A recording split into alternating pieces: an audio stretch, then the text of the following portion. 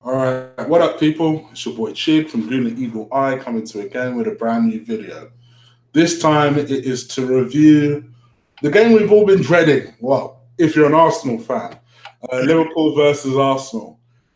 Joining me is a brother of mine, a long time friend of mine from the show. Been with me from the very get go, the conception of the show. Robby Richmond, say hello to the people, Robbie. Hello, mate. Hello, everyone in the chat room. Happy New Year to everybody. Happy Hanukkah. Happy whatever. Yeah. Cover it all. And Happy New Year. We're only 3 days away. Cool now, 4 days away. Yeah. Happy New Year to anyone that's getting ready and recovering from their Christmas hangover to then about to get a New Year's Eve hangover. So yeah. How was your Christmas? I know we had a brief chat about this. It was busy. The one word reply is it was busy. And it's not going to get any easier over the next week or so. So as soon as it's all over and done with and we get the new year out of the way, fine, we can crack on. But in the meantime, football.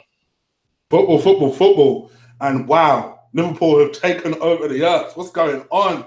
And you know what? Somebody said this to me today because I always bitch about certain Liverpool fans because, believe me, if they win the league this year, I will not stop hearing about it for another 15 years.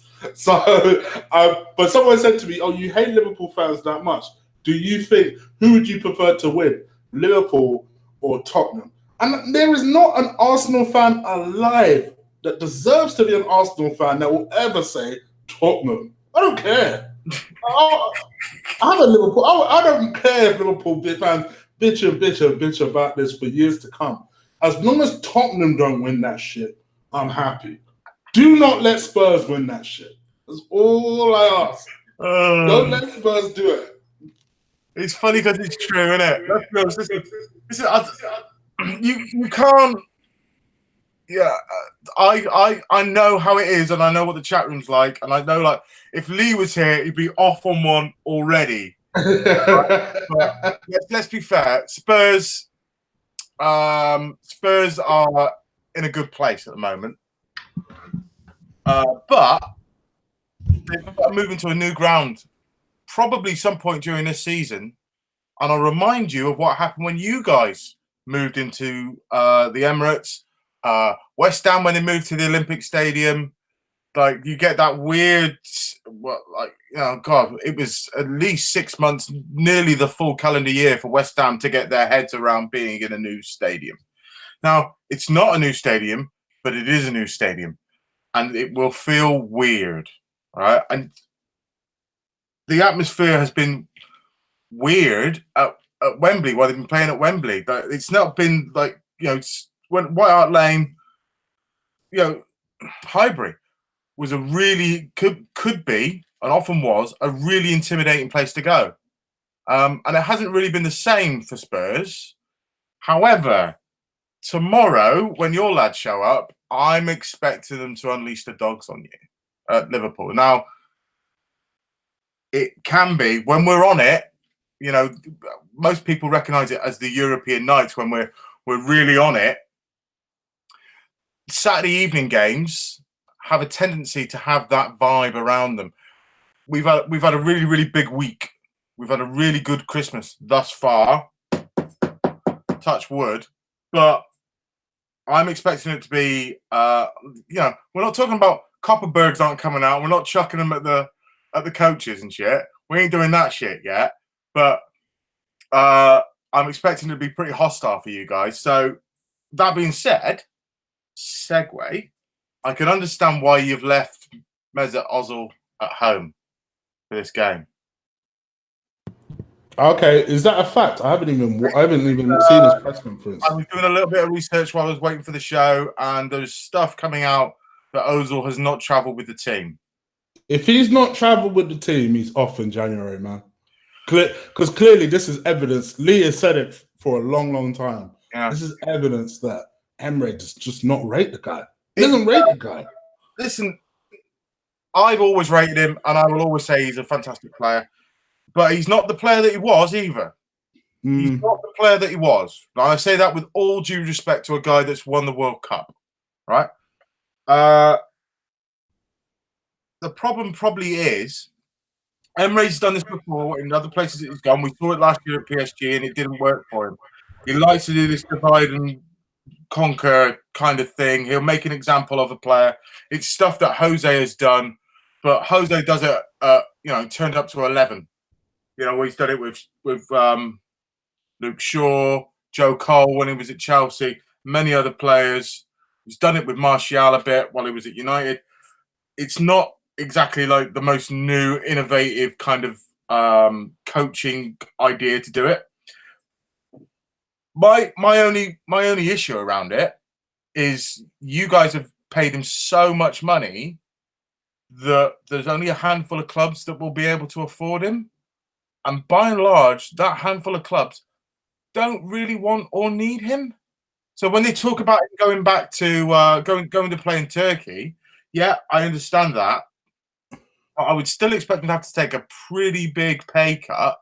Yeah, I think that too. Like whenever I see that story, I'm like, really? The China story I could believe purely on a money basis. Yeah.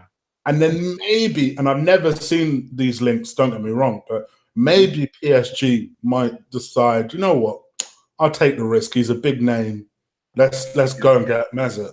Other than that, I don't really see anyone else bothering, to be honest. No, I could see him showing up somewhere like Atletico Madrid, right? And it's just a complete swerve. Nobody sees it coming.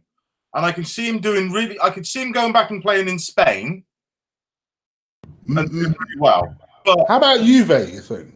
Do you think Juve might take a stab? Yeah, but do they need him? Yeah, I know that Cristiano and him are very, very pally. And when he left Real and came to Arsenal, Cristiano was really, really upset about it. Very vocally. Yeah, I heard. But I don't know if one of the Milan clubs. Yeah, well, maybe not AC anymore, but I just think you see what I mean. Like when you look at it and you go like, it's wherever he probably goes, he's a square peg in a round hole. And I think in some ways that's what he's become at Arsenal because of the changing culture, the way that you're playing as a team now. The days of Wenger indulging players like Wiltshire or Ozil or even to a certain extent Ramsey are just done. And I'm not saying that he's a bad player. He certainly hasn't become a bad player overnight, but it just doesn't seem to fit Arsenal's grand scheme of things anymore. I will say this, and some of the boys in the chat room, like Colin and Oliver Foray, have pointed this out, that Atletico and Juve both have quite demanding managers. Yeah. So in Allegri and Simeone. Especially Simeone, I could not imagine him in a Simeone side. That's completely valid, and I agree. However, I don't expect either of those managers to be at their clubs next year. True. Yeah, I agree with that. Because I'll be honest with you. This is a bit off kilter from what we want to talk about. I expect Pochettino to go to Real Madrid, right, and then I expect Allegri to go to Manchester United, and then I expect Simeone to go to Juve. But I wouldn't put money on it. That's just what I think is probably what's going to happen. Don't know. Hey, I think that's a reasonable shout. I quite like that. That's a reasonable shout. There's no guarantees in football, as we know. So anything could happen between now. The Solskjaer's more or less said he's not taking a job permanently. No, listen, that thing with Solskjaer, let's be honest with it. And I know Stell's not here to. I know Stell's actually really quite happy about it, but in some ways, just because it's one of those things where you put somebody in to appease somebody. Now, Liverpool did that when we got rid of Hodgson and we brought King Kenny back, and he did really well. But FSG didn't want to give him the job, but felt obligated to do so because he'd done so well and because the fan base demanded it. Solskjaer does really well. You find yourself in that really awkward situation. Yeah. That being said, no matter what happens, Solskjaer will now be in the market for bigger jobs around Europe because he's got former manager of Manchester United on his CV. On the CV, right? yeah. Didn't look very good before when it said Cardiff City relegated. We knocked Rosenborg off their perch in the Norwegian league. It's not exactly, like it's not going to get you a job in Spain, really, is it? Now it might. Now it might get you a job at Villarreal or Seville. I don't know. It might do. Yeah. I agree. I think I can see because it is interesting because Solskjaer is meant to be hot shit when it comes to this managerial stuff. He's meant to be very, very good. Excuse me, there's somebody at the door. I'm gonna have to give me 2 minutes. I'll be right back. That's all right. So yeah, Solskjaer is meant to be hot shit when it comes to this managerial stuff. So I can see that situation almost in a way solving itself because it almost has to. So yeah, while Robby tends to the person at his door, let's focus towards the Liverpool game. Now, I'm not going to lie to you. This Liverpool game, I am bricking it. It is the game that I feared the most. We've had a pretty disastrous December as it has been so far. And it's the game where, to be fair to Liverpool, they've done as bad as our month has been. Liverpool's month has been damn near perfect. You must be so proud of the team, Robby. Do you know what? I am. Let's be real. We've been here before. Right, I'm a bit too close to the microphone. We've been here before.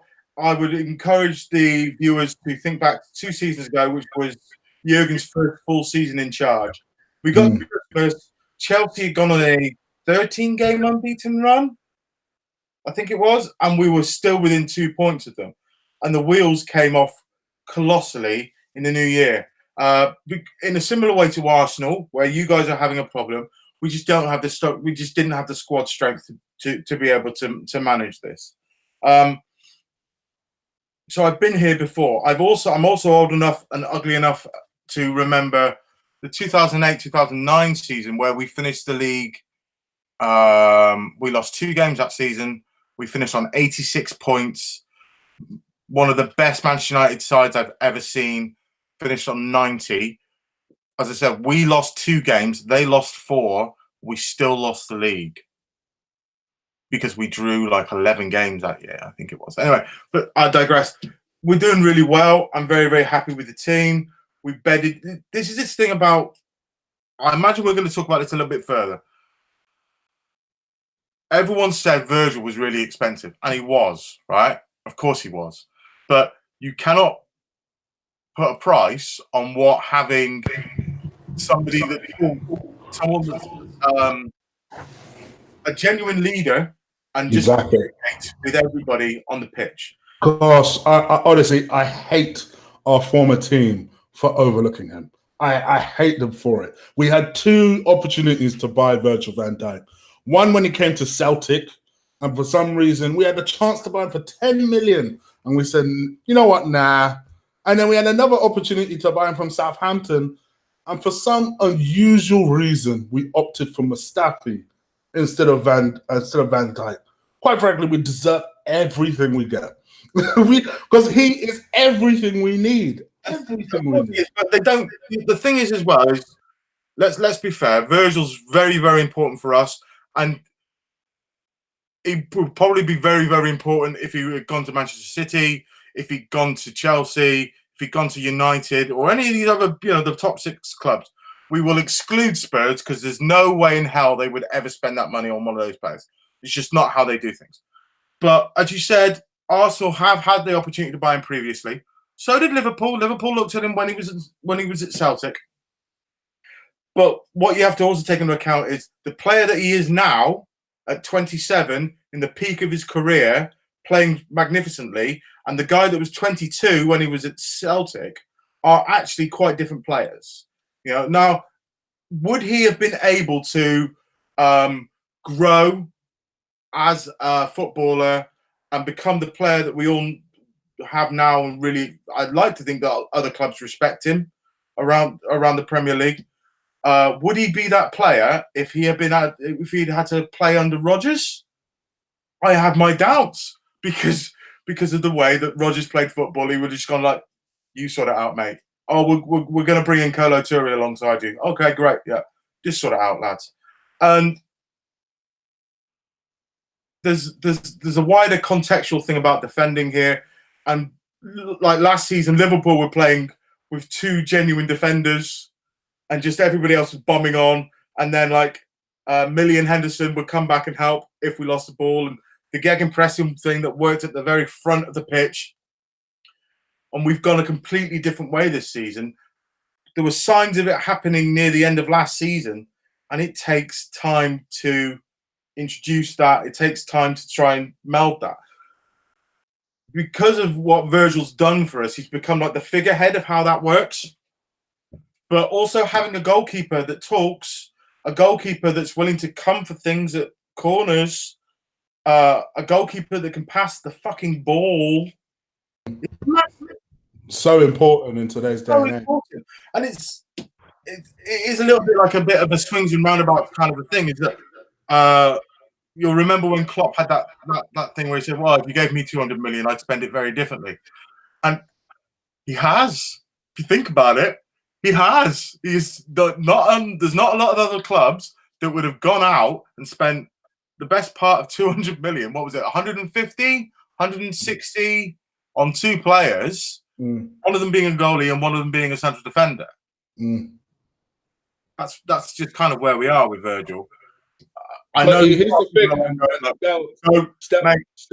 Stell's in the chat room, and even he said that it's probably crucial that you guys keep Virgil van Dijk for the better part of your season, for your title challenge to sustain. Listen, he's right, and he has become talismanic for us. Now, here's the thing that a lot of people don't really seem to know. He's played most of the season with broken ribs. Oh, wow. Okay. He's been playing injured already.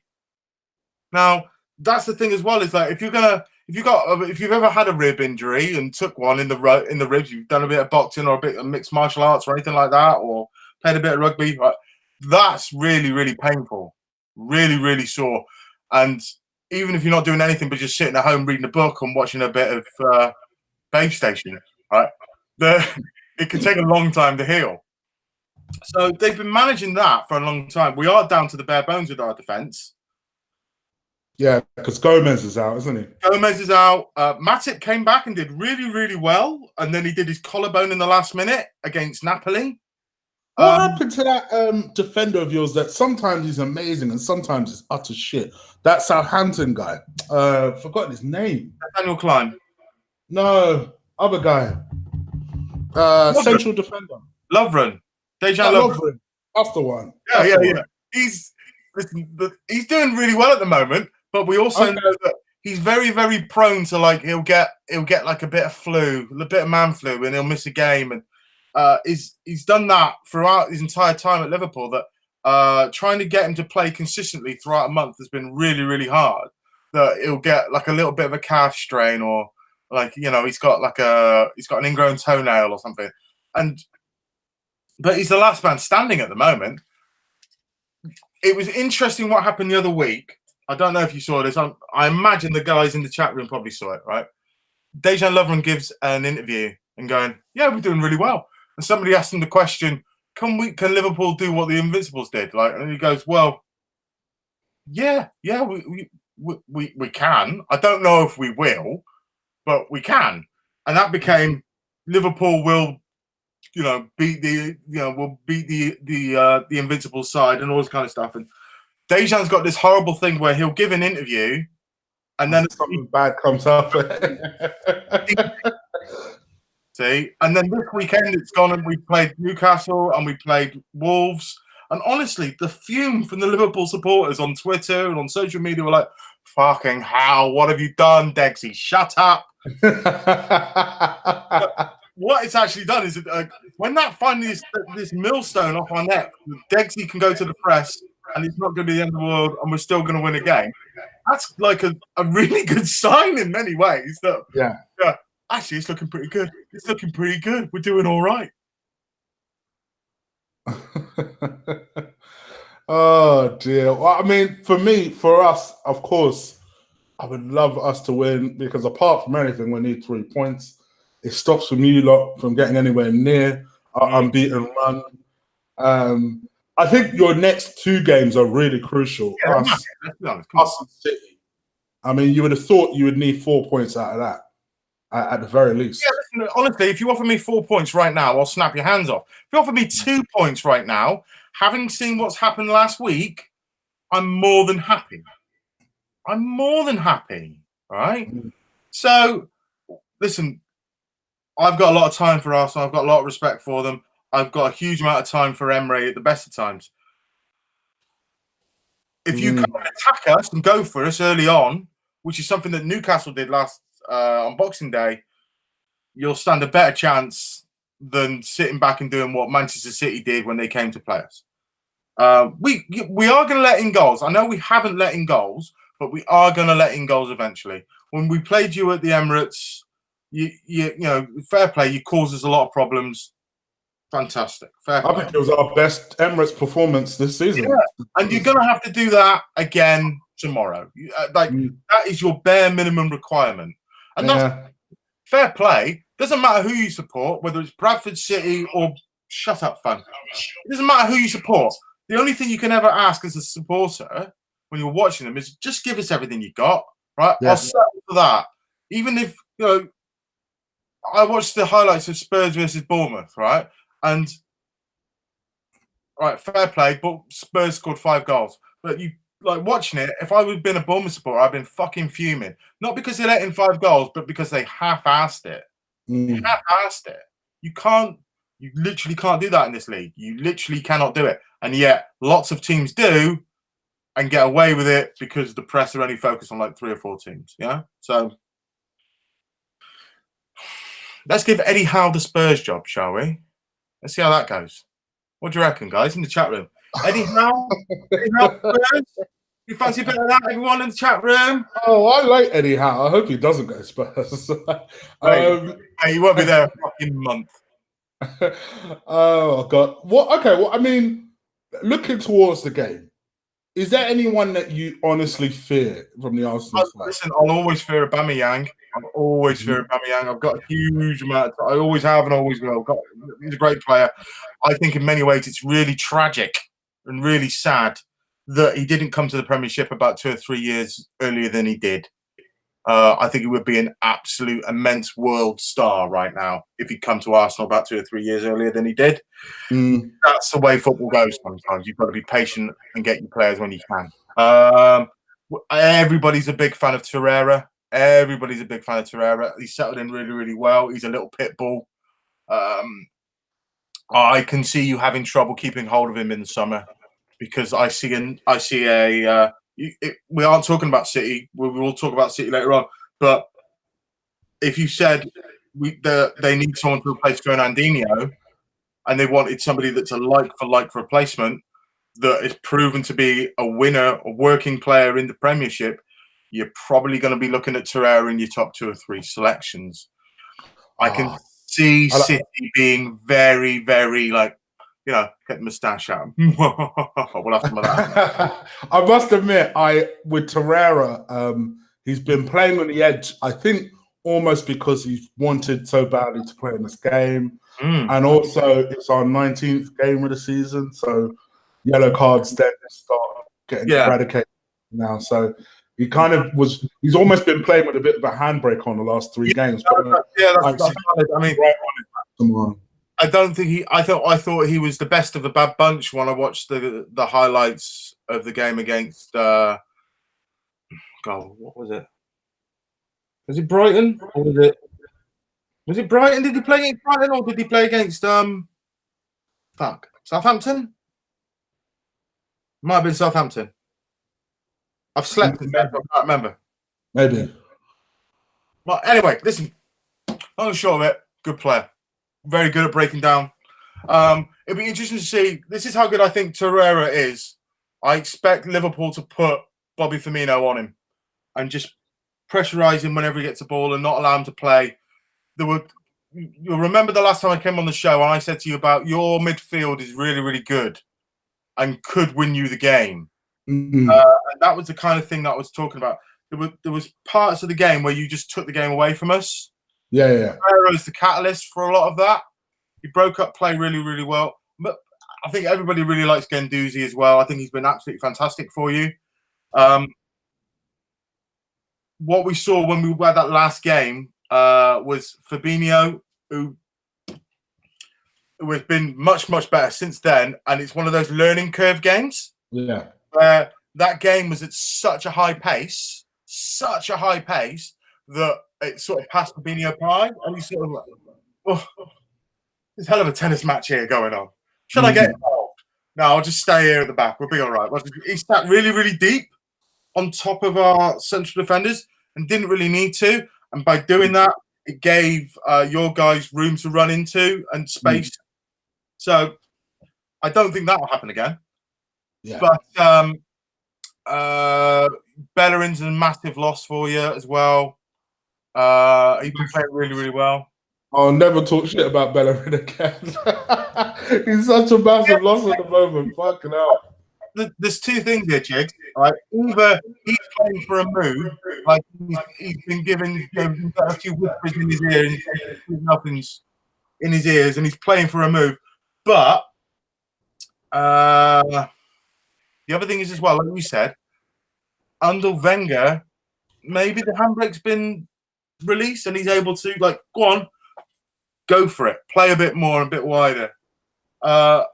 What I really liked about him when I've watched him earlier in the season was he was, to use an old colloquialism, getting chalk on his boots. He was getting wide and staying wide and coming in round the back on him.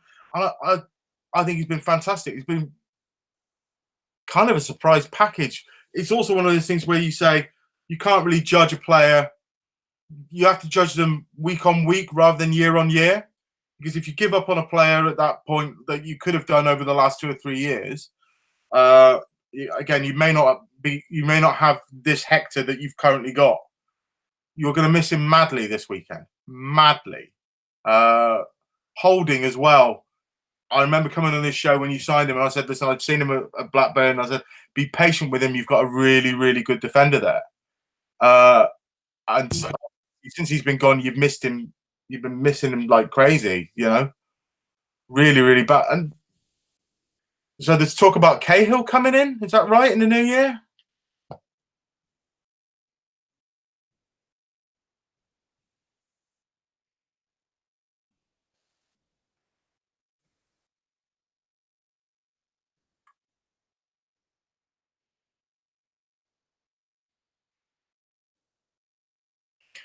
Have you muted yourself, Chigs? I can't hear you. Oh, sorry. Look at me just rabbiting on.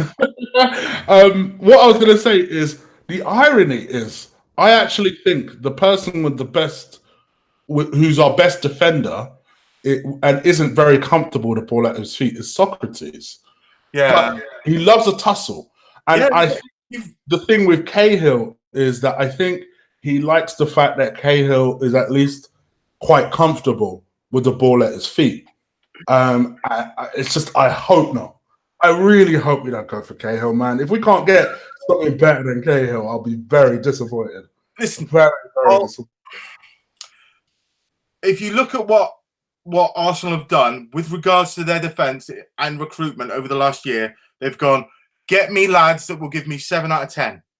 Get me lads. So Socrates will give you, on average, 7 out of 10 performances. He's good in the air.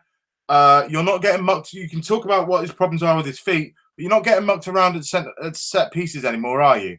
Lichtsteiner has seen better days, but he's very good with the ball at his feet. He'll play it simply. He's a good leader and a good guy to have around your squad in general, And you've got Kolasinac as well, who's beginning to blossom as well. I would not. I know this will probably go down really, really badly with the chat room. I would not be adverse to you having Cahill just for 6 months, just to the end of the season, because it's a really good plaster over a wound for a little while.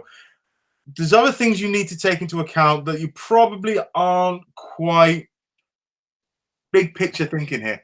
That you're going back into Europe in February. you have to have something by February. You need to have somebody. So if you bring somebody in like Cahill, that's a guy. You say what you want about him, and his best days are probably gone, right? But he's a really experienced player who's won a lot, knows what he's doing, and is known to be a good communicator. Now, those are some of the things that you do need, regardless of whether it's Cahill or not. You're not going to go and spend, right? You could go and get somebody like Connor Cody from Wolves, all right? And he'd be a really good mix for you. It'd probably cost you about 25 million quid, right? But he's not the biggest, but he's a good communicator. He's quite quick. He's a steady player. You could do you a job. You could go and get Nathan Aki from Bournemouth.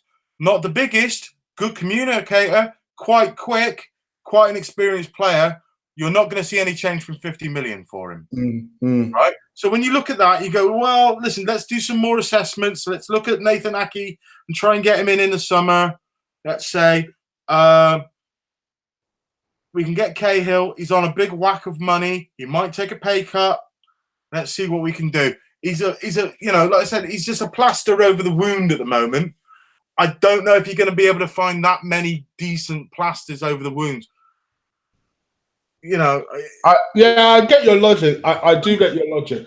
And when you put it like that, in terms of, you know what, you should. It's literally an emergency signing for you guys. You guys need a defender. He is a defender. And if you want to strip it back and look at it this way, is he better than Koscielny right now? Probably. He's the walking injury, Koscielny, right now. No disrespect to Koscielny. He's been a great player for Arsenal, in my opinion. But they've rushed him back way before he's ready. Yeah. Right? It shows. And that's out of necessity as well. That's the thing. No disrespect, because other players have done it at other clubs on so many occasions. You see this all the time. You can get a player back. You can get him fit. Can you get in form? That one is a lot harder than that one. And that's even after he's come back after a really serious Achilles injury where they thought it might cost him his career, right? Yeah. So trying to find form is really, really hard to try and do it. I've seen it so many times. We placated Coutinho for half a season. Again, we're talking about that year we talked about earlier, that first full season of Jurgen Klopp, right?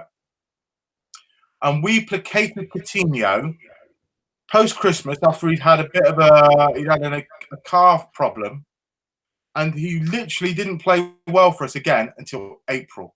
Right? He came back in the middle of January and didn't play well for us until April, and we played him every week, no matter what. So there were signs of it. There were flashes that he's the player that we expected to be, but it wasn't consistent. That's what form is. That's exactly what form is. It's really, really hard. And Wenger said it best. He said, you know, like, form is something that takes you months and months and months to get, and you can lose it in an instant. You can lose that confidence in an instant. I don't know who this Wenger character is. We call him previous manager on this channel. Oh, well, listen, I'm more respectful than you guys. I'm a little bit more respectful. Oh dear. All right. Well, let me look at your team ahead of tomorrow. What do you think, or what would you like to see the manager go with? What's your hopeful 1 to 11 for tomorrow? I think we probably got to go full strength.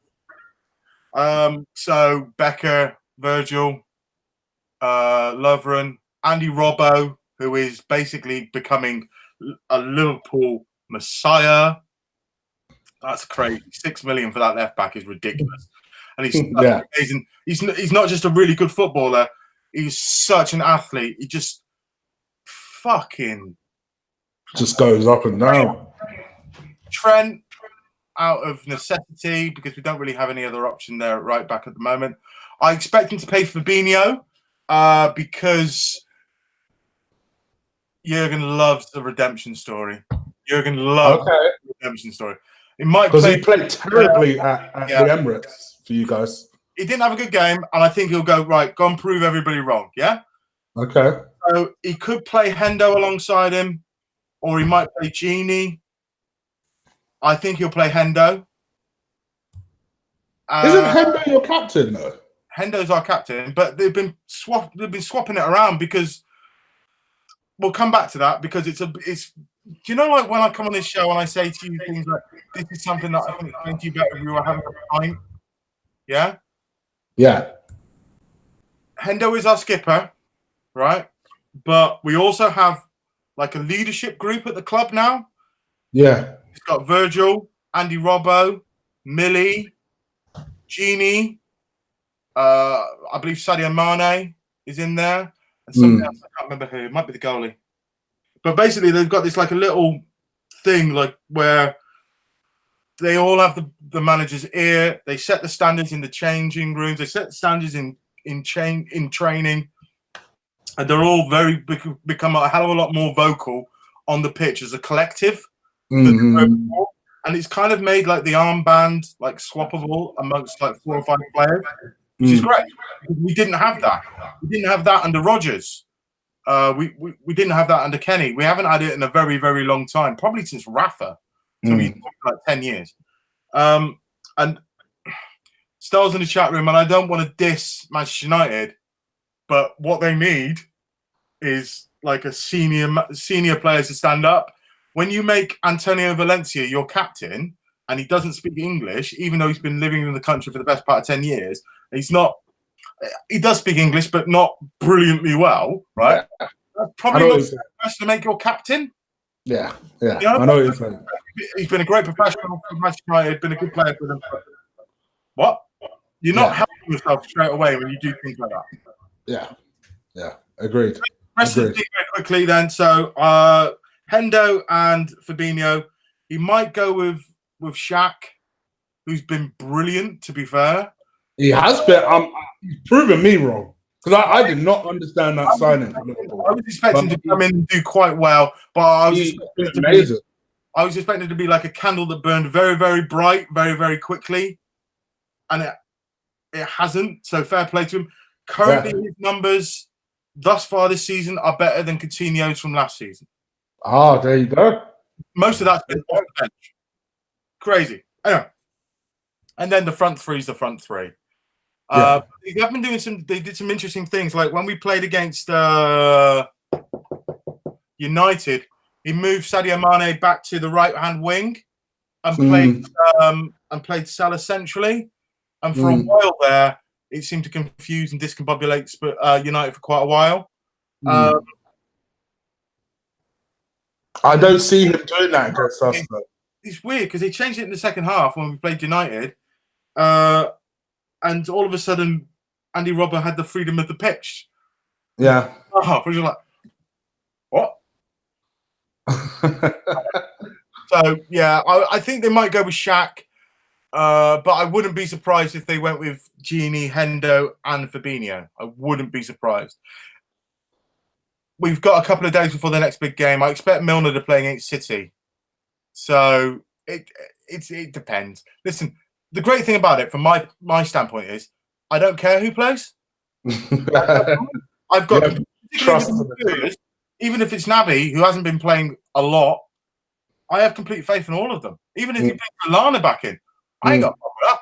I have no problem with it. I know a lot of other people are like, fucking Lallana, what's he doing? Fine with it. Absolutely fine with it. Fine with it.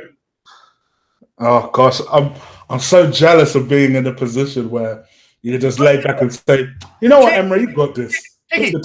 Listen, you're at the start of a new journey, right? In about 2 years, maybe 18 months' time, you'll be able to do a show and go, no, it's all right, it's fine. Guendouzi and Torreira, it's fine. I haven't got a problem. We got rid of Ramsey, we're fine. I'm quite happy. I think you're right. I think theoretically, Emery, because you're getting a lot of idiots that are saying Emery out. And this is Emery has done his best to put a plaster on what is effectively a gun wound.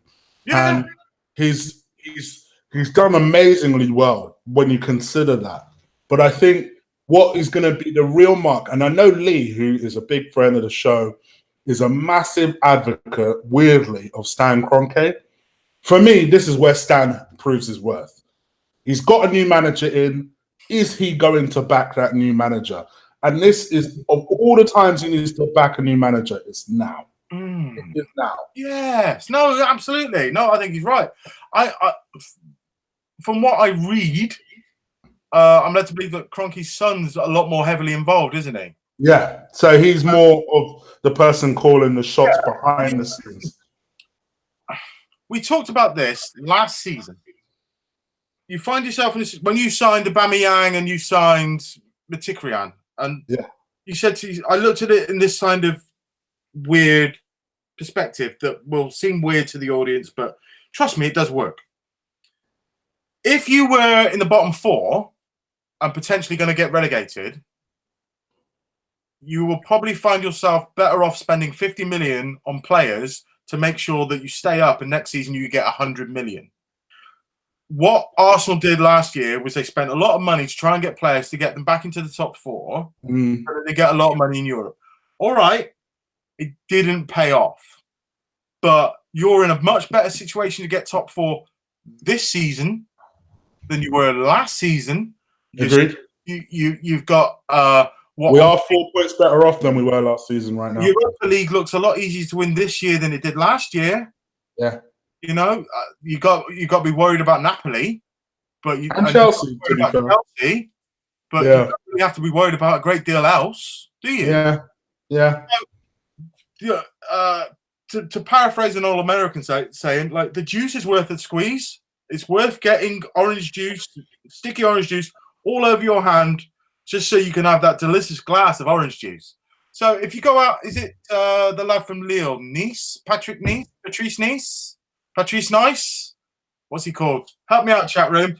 The guy, the winger from Lille that you're being linked with. Oh, a lot of money. I know who you're talking about now. Yeah. I know who you're talking about. Patrice. I'll find out the name. Keep going. He's worth it. If you're going to bring in Cahill, it's going to cost you about 4 million. Pepe, thank you, Archie. Pepe, that's the one. All right. If you're going to bring in Cahill, right, it's low risk. It's going to cost you about 4 million. It's a low risk issue in terms of trying to fix. You know, the thing is as well, like you said, like he's not putting a sticking plaster on a gunshot wound now. He's putting a sticking plaster on a knife wound. Yeah, maybe a deep knife wound. Wenger didn't leave for a while. He refused to leave for a bit. It's a deep one. You know, it's a deep one. The thing is as well is like we've had this discussion before.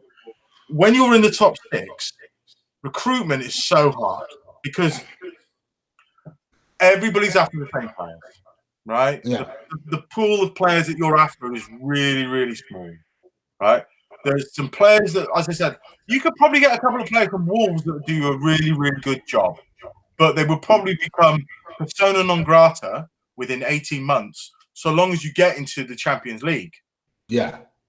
But that's the thing. That's the thing.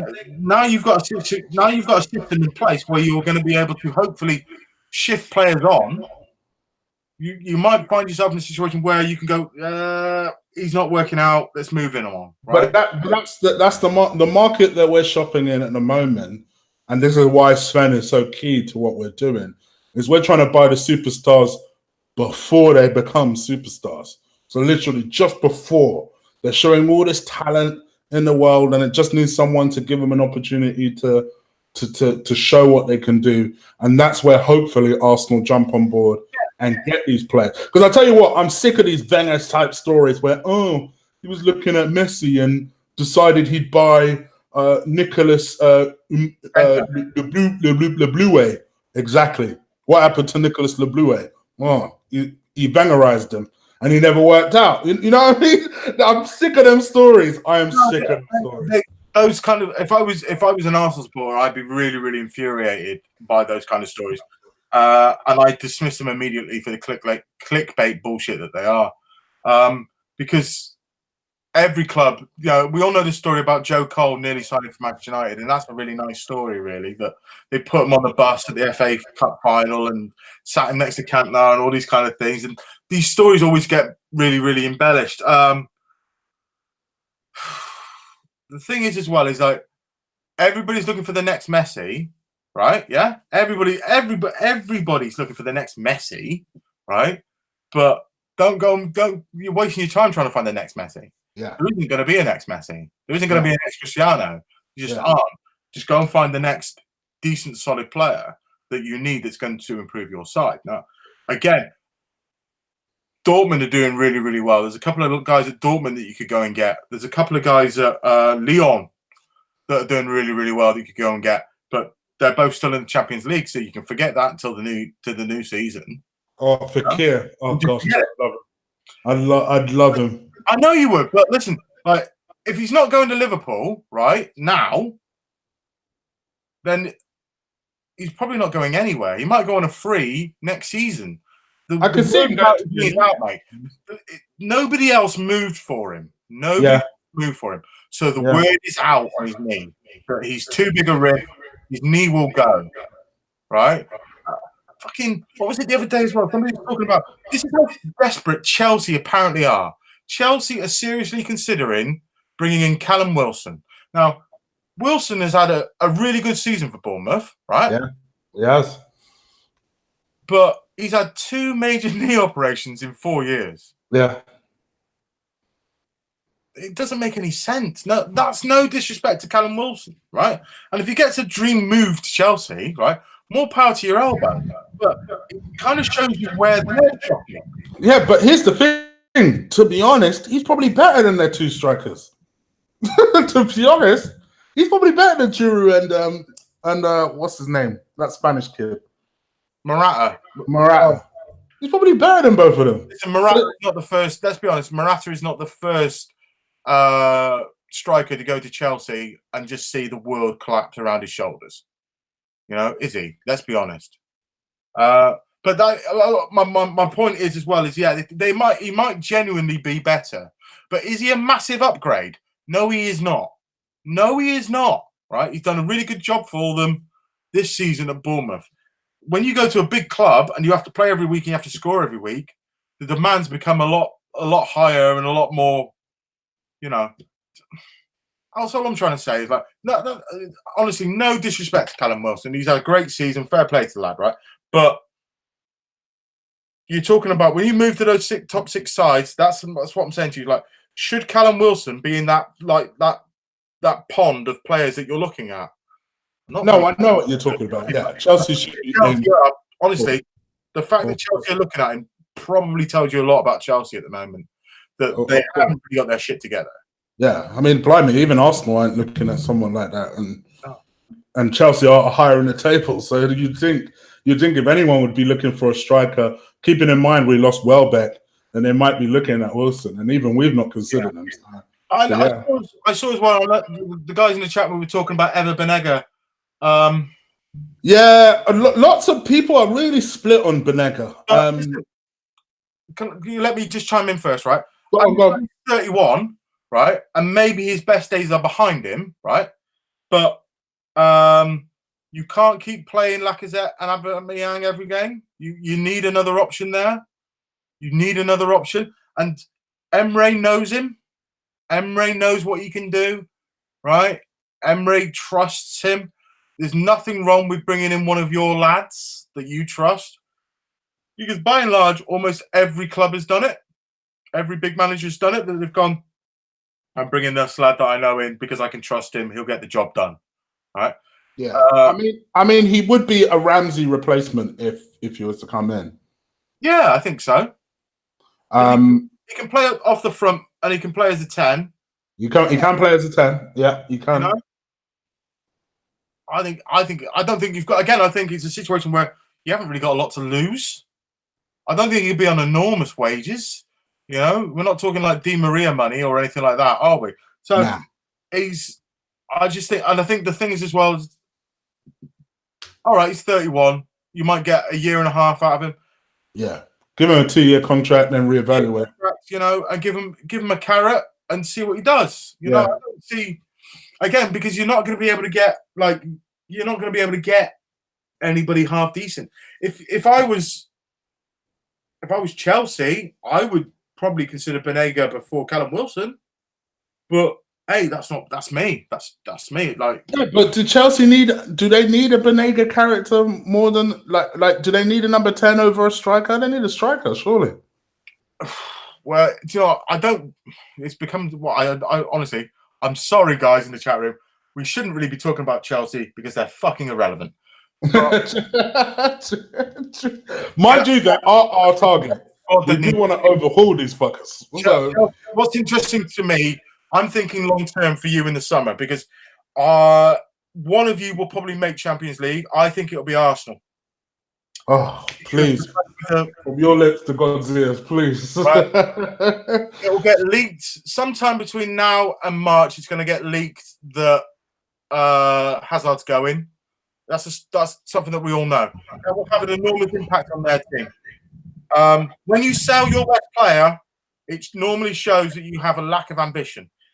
Going to Chelsea is not anywhere near as appealing today as it was like 2010. It's just not. And they'll pay a lot of money and wages and stuff like that, but it's just not as appealing as Arsenal or Spurs to a lesser extent.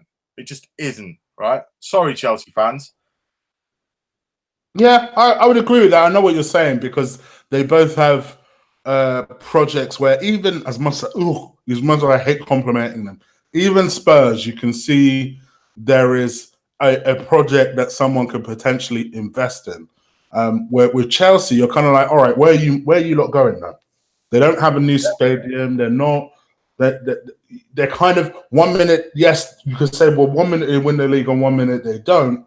But it's kind of like with them, they've got a new manager in, but it's kind of like, all right, what are you guys? What is your identity? Yeah, listen, I'm not going to say he's a fraud, but okay.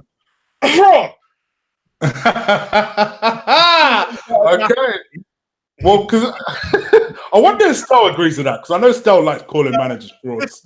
The team that you picked up when you arrived at Napoli was actually really quite good, and there was a team that was by and large built by Rafa.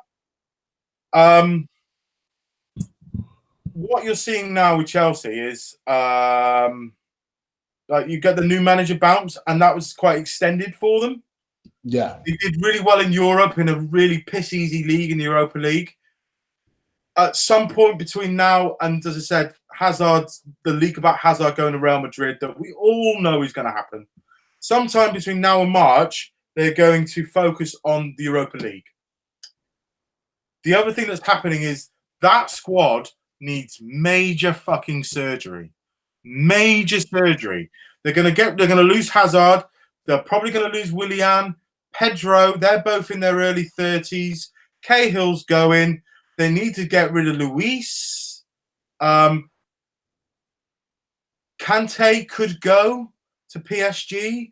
There's this weird story doing around that PSG are interested in Idris Gueye from Everton because they can't get Kante out of Chelsea. Oh, okay.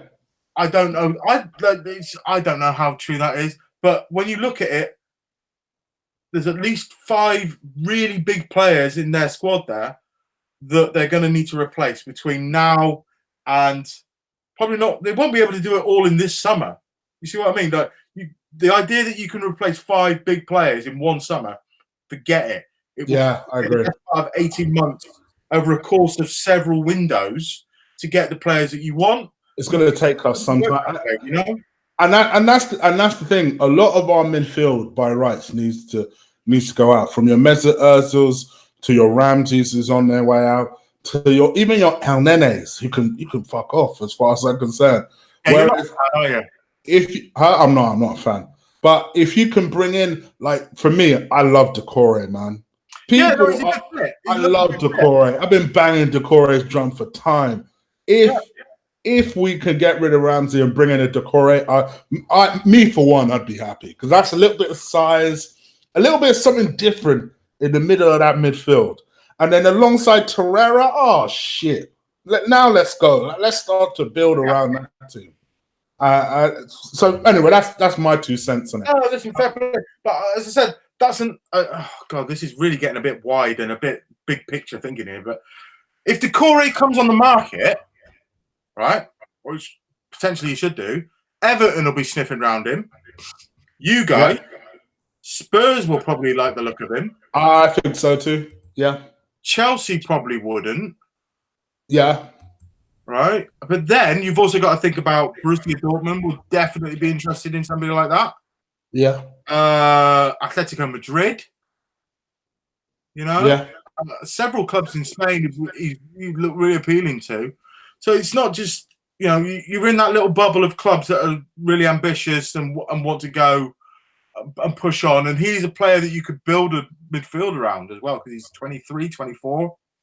No injuries, good player, scores goals, great engine on him, big and physical. You can see why a lot of teams would be in for him. Even like if PSG need a holding midfielder or a box-to-box midfielder, and what's great about Decore is he can do both things really, really well. Like, why aren't they looking at somebody like Decore? And if they do come in for him, you can forget it. Nobody, because they're a big fish in the pond, and that's the thing as well with Arsenal. Is like you're not going to be I know you always want to be first in the queue for all these players, and we talk about this a lot when we're talking about recruitment and stuff like that. Unless you're in the Champions League, you can forget it. Like we've talked about this before. We lose to Seville. Emre beats us in the Europa League final, and because of that, we don't get Osama bin Dembele. He goes and joins Dortmund instead because we weren't in the Champions League the next season, right? And that's just how modern football is, I'm afraid. If you're not in the Champions League, recruitment becomes really, really hard. You have to overpay for players. Hi, Paul Pogba. How are you on your ridiculous sums of money and your shit hair? Oh, dear. All right. Let's move towards wrapping this up. But let me pick my hopeful 1 to 11 and see if it strikes any fear whatsoever. All right. I'm going to try to scare you. Try. Okay. I'm going with a back four because fuck the nonsense that Emre's doing. So I think I'd go with Leno in goal. I'd go with a back four. I don't want Lichtsteiner against Salah. So for me, Lichtsteiner sits on the bench. Honestly, if you played Lichtsteiner against Salah, you just kick him. Yeah, I think so. That's fair enough. You just kick him. That's fair enough. To be honest, and this is a bit controversial, because I wouldn't play Ainsley Maitland-Niles as a right back because I just think with Ainsley, he's not a right back and he's getting exposed. To me, who I'd like to see play, big call this one, I'd play Carl Jenkinson. I would. Wow. I would. I actually would. Wow. He's a right back. He's not. Listen, he's going to be cussing you out, mate. He's not the slowest. He ain't quick, but he ain't the slowest. But at least he's a right back. He hasn't played terribly when he's played for us, to be honest. I'd play him. I understand. Listen, I understand Lee's issue around Jenkinson, right? But I'll give this lad all the credit in the world. When he does get his chance, he gives you everything. And as I said to you earlier, sometimes that's all you can ever ask of somebody. I'm saying, just give effort. I just want someone who knows the position and can play at least somewhat towards their level. So for me, I'd play him. I'd play Jenkinson. Gosh, hope for the best. And then I'd play Socrates. And I've got a feeling that Mustafi will start. I know he's been injured the last couple of weeks, but I get the feeling that we've wrapped him in cotton wool with this game in mind. So I think he'll play this game. Also, I think Monreal will end up playing this game as well. I think he's also been wrapped in cotton wool. I think him against Mane, him against Salah, Monreal is probably been our most consistent defender for the last 2 to 3 years. So to me, I'd be confident with him in the team. I think Kolasinac, last game aside, I think has done quite well. But I think against Liverpool, we're going to be on the back foot most of the time, especially with their counter-attacks. Monreal needs to come in for me. And then central midfield, I would actually go with El Nene. Just in spite of the fact I just said I don't rate him. Yeah. Are you just throwing out the dregs? Are you just throwing this game? Are you just throwing out the dregs? Listen, I have to go. You'll see what I'm doing. I'll go El Nene. I'm going to go with Xhaka. I'm going to go with Torreira. The reason I'm leaving Guendouzi out this game is my man hasn't been playing well enough. He just hasn't been. He has a habit of giving away the ball, and I think against you lot, it will be absolute suicide to constantly give the ball away the way he does. Yeah, dude. El Nene's like Kante. There's like, oh, I've just given the ball away. Oh, I better go and get it back really quick. Yeah, but that's why I'm playing Torreira and Xhaka around him, so that if El Nene isn't quick enough to react, play him. That's about you just don't fucking play him. Right? Listen, I'm doing this thing. I'm doing this thing with in mind because Aaron Ramsey is also going to start. Oh, he's going to start. Please. He's going to start as number 10. He's going to start as that number 10 figure, supporting the two strikers in Aubameyang and Lacazette. Okay. I hate the fact that Emre hauls off Lacazette all the time because I think, for me, Aubameyang can't play without Lacazette. Yeah. Lacazette is key to Aubameyang. And people don't want to admit it, but it's true. Yeah. So, for me, I think that both of them must play together. Oh, dear. I still think we'll get smoked. I think we'll get beat 3-1. If you want me to be real. Want me to be real. I think we'll get beat 3-1. There's this weird thing that's going on with Liverpool this season, and probably over the course of like the last 6 weeks or so, right, where teams are coming to Liverpool and going like, if we get beat 2-0, that's a good result. And it's kind of worrying in many ways, like this idea that Liverpool go 2-0 up, and we saw it with Newcastle the other day. We've seen it with so many other sides. They just shake hands on it and go like, yeah, go on, you can have the points. That's something that Stell's great Man United teams did all the time. That sides went to Old Trafford and went, yeah, beat us 2-0 and we'll settle. There was parts of that happening last season with Manchester City as well, and I didn't fucking like it. And I don't really like it with Liverpool. And that's my own fucking team, mate. If you're going to play Ramsey off those front two, right, you'll stand yourself a hell of a lot better chance of getting anything out of the game than you will if you didn't play those two up front, right? I think Ramsey's coming to the end of it. If he goes in January, I actually think it'd be a good thing for you. And I would be playing Xhaka there anyway. But that's me. Me, as you know, me and Stella are big Xhaka fans, right? So if you're going to do anything at Liverpool, at Anfield, you need to, realistically, you need to score first. So you need to come out as both barrels for the first 20 minutes. That being said, thinking that way now I understand why you're picking the team that you are. I'm still not sure about El Nene. I think you'd probably be better off with Maitland-Niles. But Maitland-Niles I think Maitland-Niles has had a really good season, really. But he's still a young player and he's still doing this. You know, you've seen the same with Iwobi, that he's a good player, he's a young player, but he's still doing this. It's peaks and troughs. My thinking with El Nene is, and don't get me wrong, listen, I don't think he's a good player. But I just think he is of a slightly more defensive mind. Also, with Ainsley Maitland-Niles, he's had a couple of really terrible games, and I don't think his confidence will be very high. So my thinking behind that... You're not entertaining Maitland-Niles at fullback?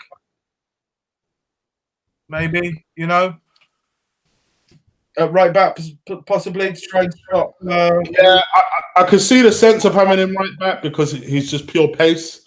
And against you lot, we need that. Yeah, the more gas we got, like you said, when we played at the Emirates, there was gas everywhere. I still firmly believe the best way that Arsenal stand a chance of getting anything out of the game is to try and make it into a tennis match. It's just going like that. Just make it into a tennis match and just play at 100 miles an hour. One of the other things that's happened as well, as we've seen over the course of the season, the way that Liverpool are playing is those guys like Henderson been getting loads of shit, yeah, for passing backwards. I don't really care. I just want Liverpool to move the ball really, really fast to the player in space, and quite often, sometimes that's backwards. But I honestly, I've watched so many games this season where Liverpool have been. I'm watching the opposition team, and they're dead on their feet after 30 minutes, and they're dead on their feet again after 60 minutes because of just the pace and the accuracy and the tempo of the way we're playing football. But that's the thing. I don't think we'll outrun us. Game is where we're killing teams. We can match you on, because I think energy wise, work rate wise, we'll hang with you. Quality wise is where you'll beat us. But energy wise, we'll hang with you. No problem. Well, we'll see what we'll see, I suppose, won't we, mate? Yeah, I think so. I'm not confident, but yeah, my prediction is 3-1. What's your prediction? 2-0 Liverpool. It can't go on forever, though, Chig. Listen, I say this with all due respect. It can't go on for forever. It probably, if it's not you, it'll probably be City. Right? It can't go on for forever. I'm trying to prepare myself mentally for this anyway, because I saw what happened when you guys lost to Southampton. I just watched Twitter explode. When you're on a big run and it's all going well, that's fine. The last 3 seasons, the team that's won the league went on a big winning run, yeah? Is this winning run long enough for Liverpool to win the league? I still have my doubts that it is. Wow, really? And you're really clear and you're not confident? No, I'm not. I'm not trying to diss anybody, particularly not the Invincibles team. All right? Because as I said to you before, I've seen it before. We've come so close. Like that 08-09 season became so close, and we were still not there. It's got to end sooner or later. I think we have a better chance of it happening now than we've ever had, certainly in the last 15 years. But just because City have had a blip doesn't mean like everyone's going to have a blip. We haven't had a blip. We could have a blip in the last month of April and ruin the league for ourselves. Everybody has one.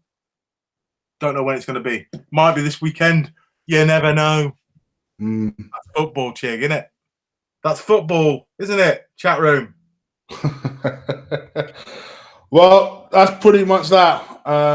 You guys, I hope you enjoyed this preview of our. Sorry, I can't be more positive. You guys know that usually when I go into these games, I try and predict a win. I can't see it.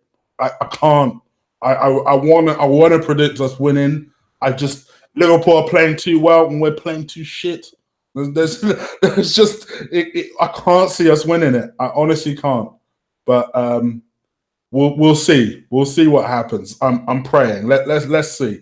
Robbie, do you want to let the people know where they can find you, brother? Yeah, I'm on the old Twitter at Robby Richmond, ROBBY Richmond. I do follow. I'm not one of these bellends that just follow like the supporters of their own team. I'm always very willing to listen to other people's points of view from other clubs. That's how you find out more about their club, basically, because you'll find out more from people on Twitter and from, fan media, as we're now calling it. You ever will from reading shit in the papers these days, or somebody's weird blog about what a good player around Nenny is. Which is true. We are the place where people pay attention. Even if you're not a fan of a certain big Arsenal channel, there are other options out there. Yeah. Namely me. So get to subscribing, people. Get to subscribing. And hit that subscribe button, crush that like button, and let's hope and pray that at least from an Arsenal perspective, we can get a positive result. I'll be back on Sunday to review the game, probably with Lee. If Robbie's around, I might get him on. Things are a bit colossally, galactically mental. I'll get back to you. Cool. As usual, if we win, I'll be on. I bet you will. I bet you'll find time then. But I'll do player rating straight after the game, and then I'll do a review on a Sunday. get Lee, Ola, and a few of the boys on and go from there. So people, stay tuned to that. Crush the like button. Get this show noticed. Let's hope Arsenal don't humiliate themselves. Let's see. I can take a loss. Just lose with dignity, for fuck's sake. That's the thing. Honestly, like, you can't win every game. Even I know that. But just show some bollocks. That's what I said when we played you at the Emirates, and you did. Show us some bollocks. And so that's what you can ask. I don't get me wrong, I was a little bit gutted we didn't win that game because I thought we played them. I remember vividly. Yes, I remember vividly. And but I was also so proud of the boys because they decided, fuck this, just drew a chalk under the sand and said, all right then, let's go, let's have it. That's what I want us to do tomorrow. Listen, it was a big test and you passed it. Yeah, you got a draw and you look really, really good doing it. Here comes another test. Let's see how you get on. Let's see how we do. Revision. Yeah. All right, people. We're out of here. Take care. Bye. Peace.